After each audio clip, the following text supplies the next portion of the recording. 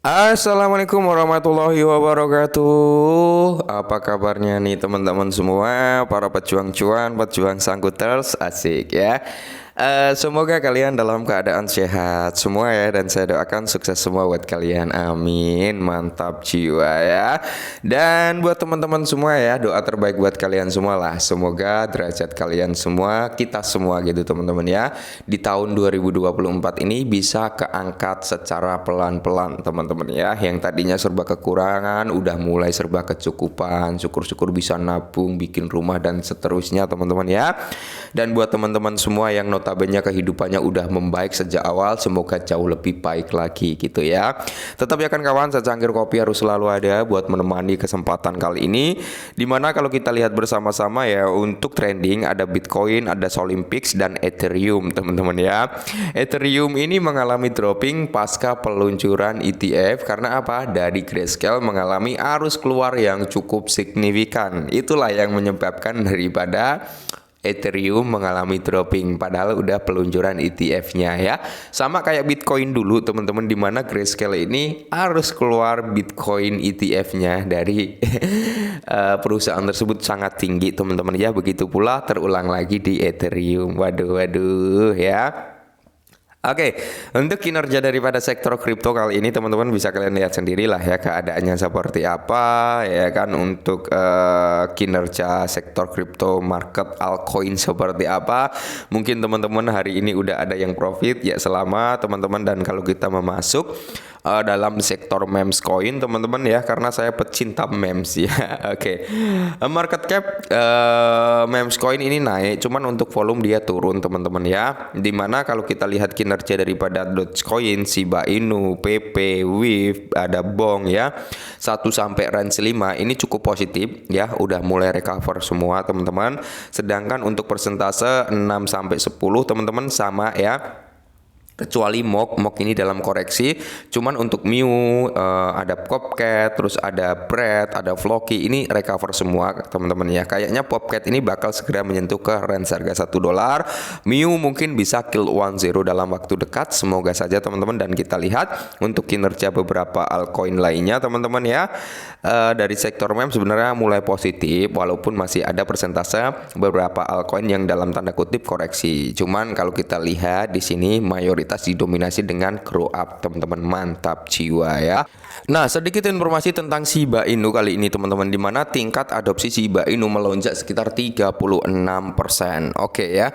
Transaksi $1 juta sampai $10 juta melonjak 150%. Mantap jiwa ya. Semoga adopsi Shiba ini teman-teman ya segera terjadi.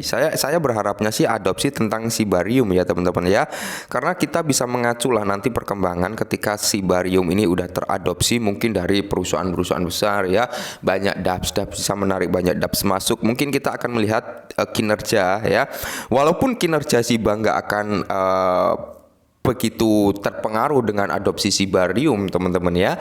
Tapi yang akan terpengaruh adalah dari segi burningnya teman-teman. Maka kita akan melihat lonjakan pembakaran yang cukup signifikan ya. Yang pertama kali terpengaruh pasti Bond ya, karena dia sebagai gas fee-nya. Cuman ya kita sebagai komunitas Shiba Inu gitu teman-teman ya, walaupun Shiba Inu belum akan terkena dampak yang cukup signifikan atas adopsi Shibarium, tapi kita akan melihat dampak signifikan dari segi pembakaran gitu teman-teman ya. Nah, data dari platform analitik Into the Block mengungkapkan bahwa tingkat adopsi Shiba Inu naik sekitar 36% sejak 18 Juli, sementara transaksi Shiba Inu melonjak sekitar 150%. Shiba Inu baru-baru ini mengalami perubahan penting dalam tingkat adopsi volume transaksi meskipun ada volatilitas harga dan penurunan mingguan. Menurut data dari Into the Block, tingkat adopsi baru untuk Shiba Inu mengalami volatilitas yang cukup besar ya kan, antara tanggal 18 Juli dan 25 Juli. Pada tanggal 18 Juli tingkat adopsi tersebut berada pada sekitar 33%, tetapi melonjak menjadi 36,16% pada tanggal 25 Juli. Sementara itu tingkat adopsi berfluktuasi selama periode tersebut, terutama menurun sekitar 20 Juli sebelum stabil menjelang akhir pekan atau akhir bulan ya. Nah, Jadi di sini rata-rata tingkat adopsi baru selama 30 hari terakhir tercatat sebesar 33,56% dengan puncak sebesar 40,12% pada tanggal 28 Juni dan terendahnya sebesar 17,40% pada tanggal 30 Juni. Data ini juga menunjukkan bahwa meskipun ada tren peningkatan dalam adopsi baru, hal ini tidak secara langsung mengaruhi harga Shiba.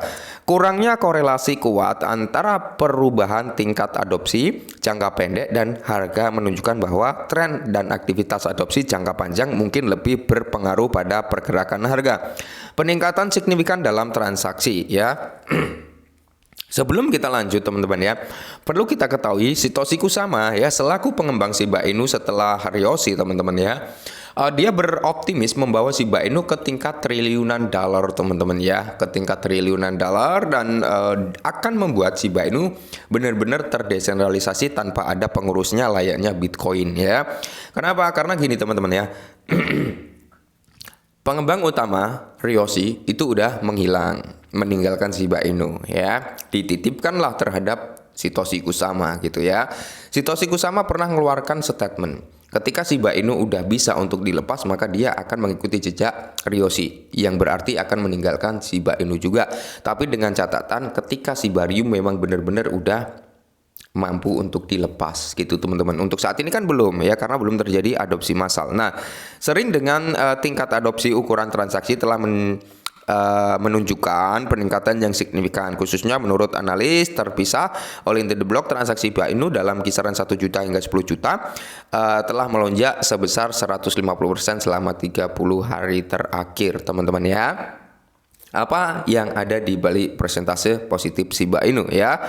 Nah, peningkatan untuk dicatat bahwa acara seputar token Shiba sering menarik perhatian, meningkatkan keingintahuan dan keterlibatan dari calon pengguna baru. Misalnya pada tanggal 18 Juli selama periode penuh gejolak ketika bursa India teratas dan mengakibatkan pencurian lebih dari 5 triliun token Shiba, yang dimana khususnya pada saat itu tingkat pembakaran meningkat sebesar 4.800-an teman-teman ya, dengan 44,3 jutaan token dibakar dalam 24 jam terakhir. Dan meskipun pembakaran daripada Shiba Inu memang belum begitu besar teman-teman, setidaknya masih ada mekanisme deflasinya juga ya.